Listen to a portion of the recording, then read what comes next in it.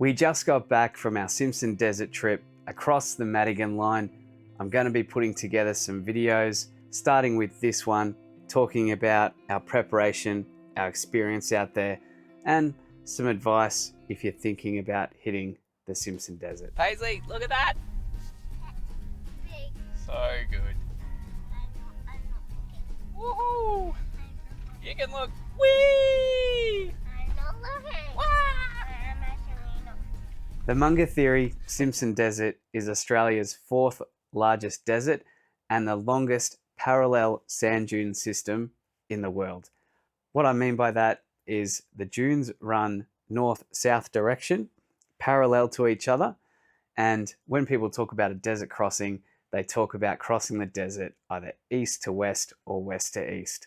So you're going up over a sand dune, and within visual distance, you can see the next one in the flat and then up and over the next one, about 1,100 times for the Madigan Line. The closest fuel and civilization is at Mount Dare Hotel on the west side and Birdsville, the township, on the east side. These milestone locations generally form the boundaries of what most people call their desert crossing. The entire desert is about 176,000 kilometers squared, and to put that in perspective, if you exclude Russia, that's about 20% larger than the average European country. So as the story goes, the distinguished geologist and academic Dr. Cecil Thomas Madigan crossed the Simpson Desert in 1939. He had 9 men, 19 camels. He set out from Old Andado, and 31 days later, he headed east and reached Birdsville. What's seen as unique about this expedition is it's really the last classic white man expedition or exploration of Australia. They had more modern radio equipment, being in 1939, and what I found really cool was they had a moving picture camera or a very early video camera. So I'll put a link in the description to check that out, to some of Madigan's original footage of this area in 1939. Dr. Madigan later wrote a book on that expedition called Crossing the Dead Heart. The Madigan Line is seen as the longest and most remote crossing of the Simpson Desert. It's the northernmost crossing, and by my odometer, it's about 734 kilometers. So that's from Mount Dare to Birdsville, filling up with fuel. Other lines across the Simpson, such as the French line, the QAA line, are seen as more popular, and they're about 530 kilometers, give or take. So you need more fuel for going across the Madigan Line. Furthermore, the Madigan Line can only be traveled west to east and not east to west, whereas most of the other desert crossings are two-way. This means unless you're bunny hopping with someone that's traveling faster than you, you're unlikely to see that much traffic on the Madigan Line, and more importantly, it's more relaxing cresting those dunes, coming over the top, and not having to be concerned that there's traffic coming the other way.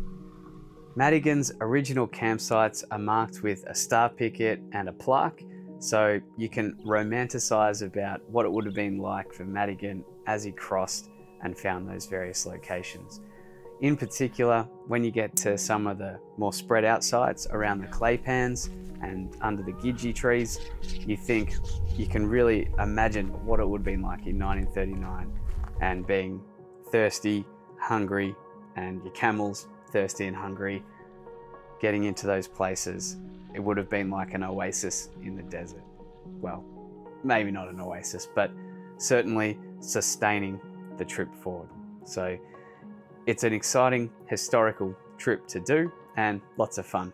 Permits wise, you need to do some homework and do some applications to be allowed to cross the Madigan Line. Coming up to Mount Dare from the south, up the Unadilla, we found out that unless you travel east of Dalhousie Springs, you don't need the South Australia Desert Parks Pass. So we did not get that permit. What we did get was the Madigan Line permit from the Central Lands Council, the Indigenous organisation, because most of the track is through that land in the Northern Territory. If you go east of Camp 15, which I'll get to in a sec when we look at the map, you'll need permission from Adria Downs Station. So that's a simple email to say, hey, do you mind if I cross across your land? And the other one you might need to consider is if you go north on the Hay River track, just after between well 15 and 16, you need a separate permit to get out of the Simpson Desert going north. Saying that our desert trip went smoothly would be very far from the truth. Please subscribe to the channel. I look forward to showing you some of our mishaps and adventure. The Mungathiri Simpson Desert is closed between December and mid-March because of the soaring summer temperatures. The most pleasant time to visit is in winter. So if you imagine sort of the calendar with winter in the middle, the bell curve of being pleasant and enjoyable climate is probably, the normal distribution is bang on in the middle. The further you get away from that towards the seasonal closures, the more uncomfortable it's going to be. It's going to be hot, and if there's been rain, there's going to be lots of flies and potentially lots of mosquitoes. Don't forget to pack your fly net for your hat.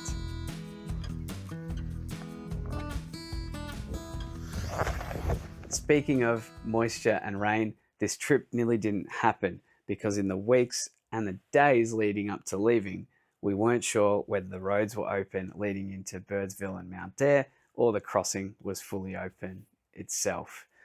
So, in March 2025, there was unprecedented rainfall in outback Australia, in particular in southwest Queensland. So I've got to invert this with my hand. So southwest Queensland. There's Lake Eyre Basin, which is Australia's largest drainage system. It's basically an inland ocean when it fills up, which isn't that often.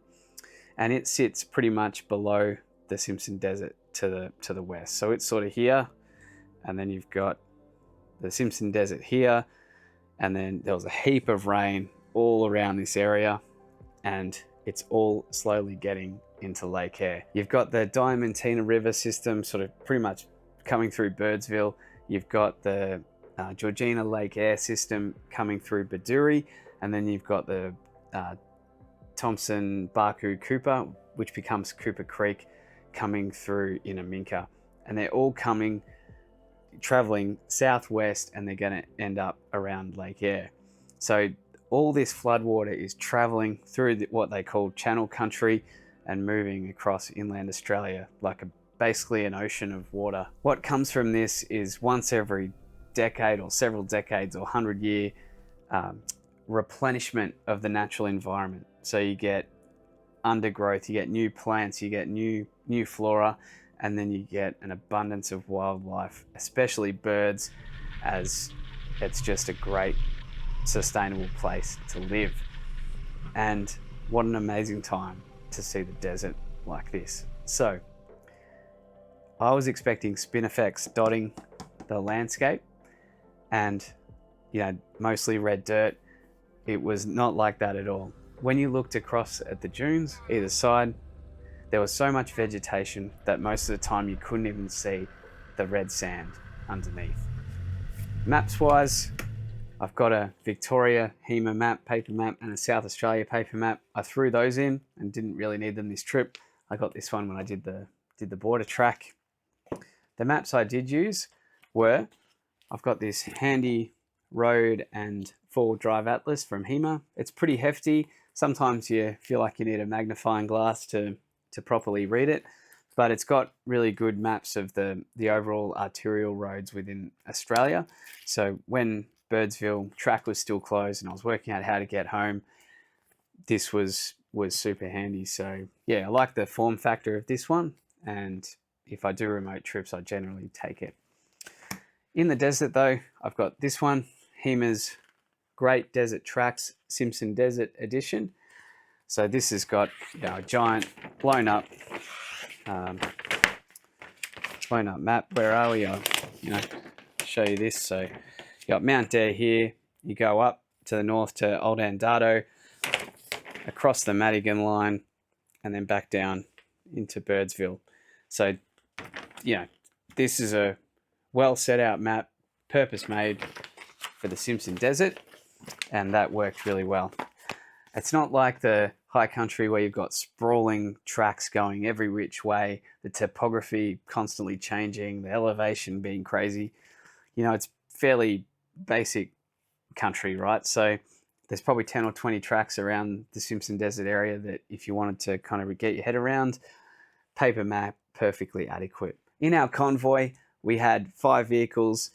We had Paisley and I in the Iron Emu, Eddie in his GU Patrol, Paul in his FJ.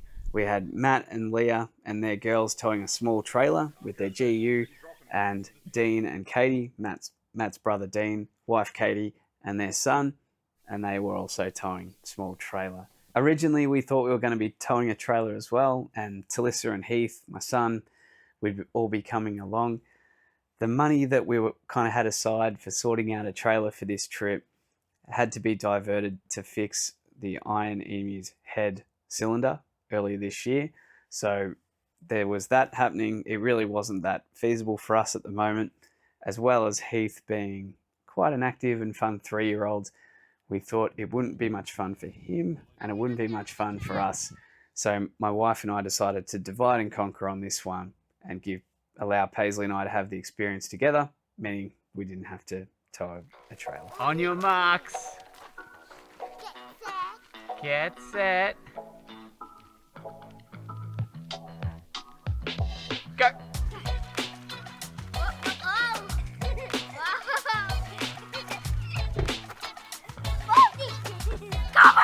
With work and with the family at home, this was a 2-week planned trip for us, so pretty moving. We ended up doing 5,068 kilometers in the 2 weeks, and we left a bit of buffer there, but we were sort of aiming for that 2 weeks. So that includes 4 or 5 days up there, 7 days across the desert, 4 or 5 days back.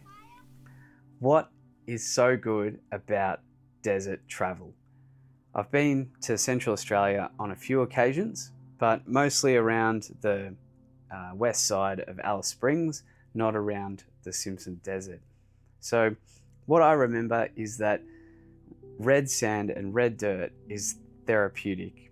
The dryness in the air, the stillness, and then once you get out of civilization and you turn off the engine and you can listen to your own heartbeat, your own breathing, and you hear the sounds around you, that's what I remember about Central Australia. And I got that in spades this trip. The other cool thing is the stars. So the stars are like nothing else in Central Australia. We unfortunately had a full moon right at the start of, pretty much on the night we're at Mount Dare was a full moon, which you would think is a good thing, but the stars are actually harder to see or less brilliant on the full moon. So as the days went along, the stars got better and better and better.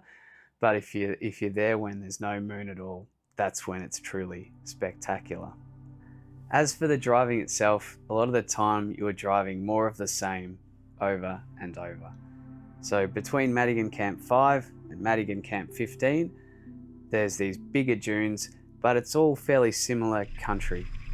And I wasn't expecting it to feel like you fall into a trance. It's really enjoyable. You're coasting along on the flat, start the ascent, get to the crest, steep up, beautiful view, down you go, roll into the next flat, look around, and then before you know it, you're ascending again for the next one. And it was this recipe card that you're just cruising along, following these dunes and this dune system, and it was like nothing else I've driven. It's not like the high country where it's constantly changing. A lot of it is the same, and that's the beauty in it. Connecting with the countryside and yourself while you're driving and just enjoying yourself. I wasn't expecting it like that, and I wasn't expecting to feel like that, but I certainly did. There's certainly something about a desert crossing. The next video in this series will be about safety and emergency preparation for a remote desert crossing. Please support my video creation by pressing like, and leave a comment about your own desert travel experience. And of course, if you've got questions on the Madigan Line, please ask. See you soon.